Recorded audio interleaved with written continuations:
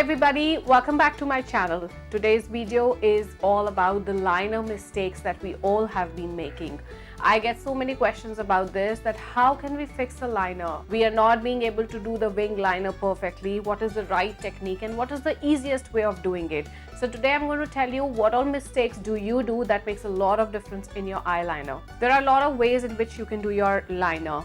One is this, which is the liner, which is the pencil form. So this one is from Sephora and it's like a retractable pencil wherein you can bring your pencil out and do your liner. But there are a lot of people who are not very comfortable doing this, because with this you really need to have a sharp point in the pencil, otherwise you won't be able to make your wing perfectly. I think one of the best pencils that you can use for doing a wing liner is the one from Marc Jacobs, because they are so good, they are so thin.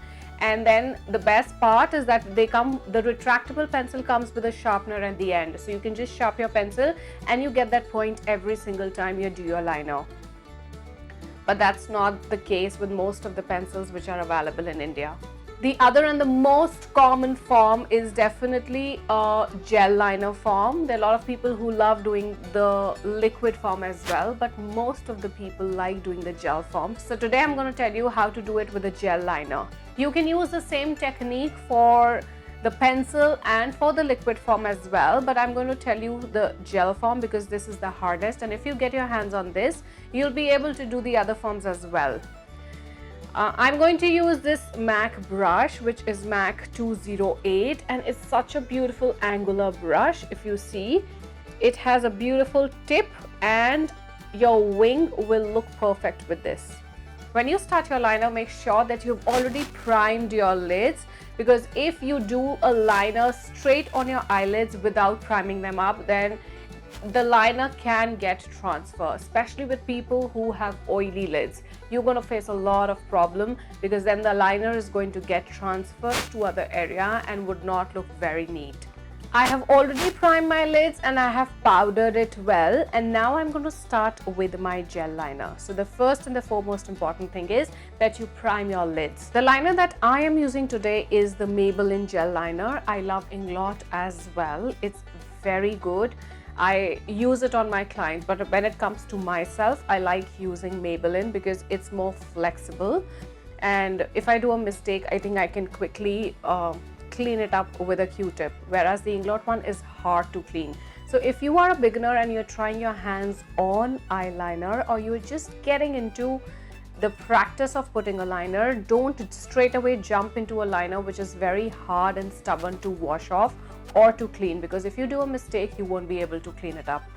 Start with pencils that are easily, you can clean them easily, or you can fix up your mistakes if you do it.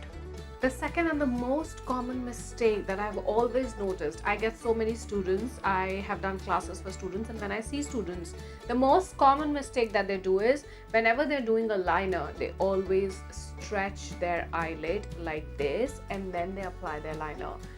Please don't do this. It is the most common mistake that most of the students do, and I think I must have also done it when I was learning. So you don't have to stretch your eye, because when you stretch your eye, it forms a different shape, and when you leave it, the liner doesn't come the way you have applied it.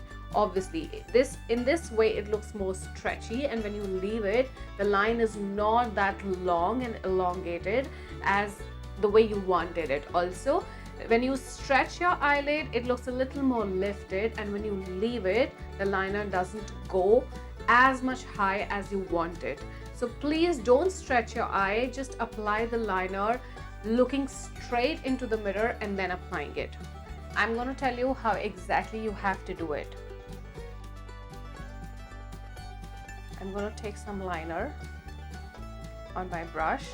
The third mistake that most of you do is applying liner in a closed eye. It's like when you're applying liner, what actually you do is you close your eye and then you apply your liner.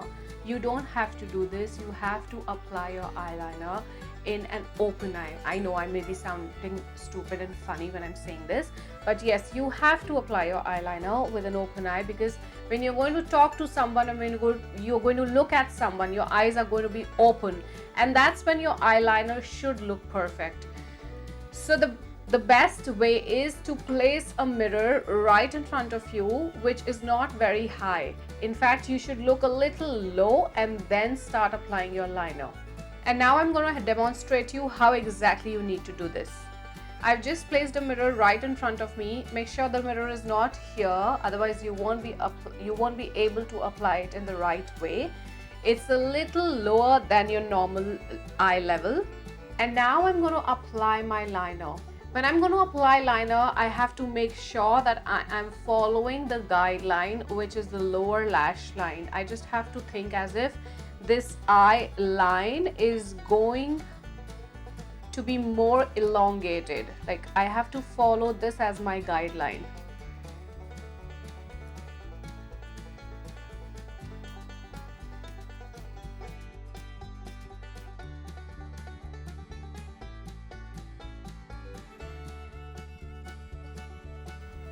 This is going to be the right angle for me.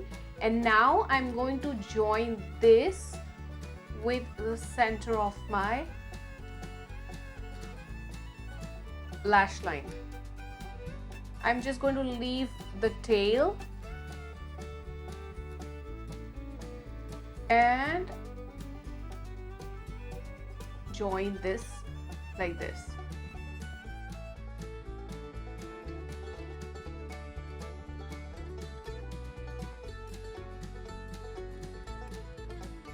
The next mistake that most of you do is when you join this, you actually don't fill this. It's very, very important for you to fill this area because the gap between the liner and the lash line looks very funny and it doesn't look complete at all.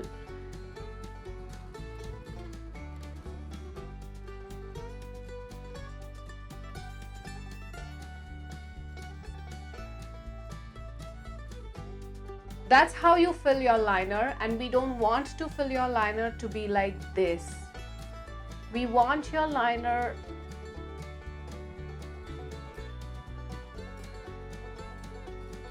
to be like this. Can you see the difference?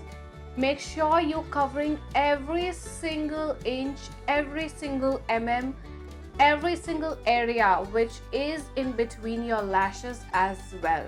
And now I'm going to start from the inner corner and join it with the center. And this part of the liner has to be really thin.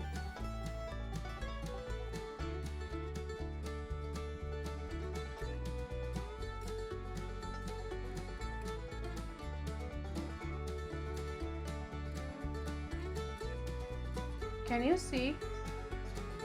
Another thing that makes a lot of difference when you're doing a wing liner is to fill your lash line. Now this is your lash line, this part is your lash line, and you have to be very careful. Please don't jump straight into this. You have to be very soft and gentle with this, or else you may hurt yourself. Be very soft and gentle and fill your lash line as well, and you'll be able to see that what difference does it make.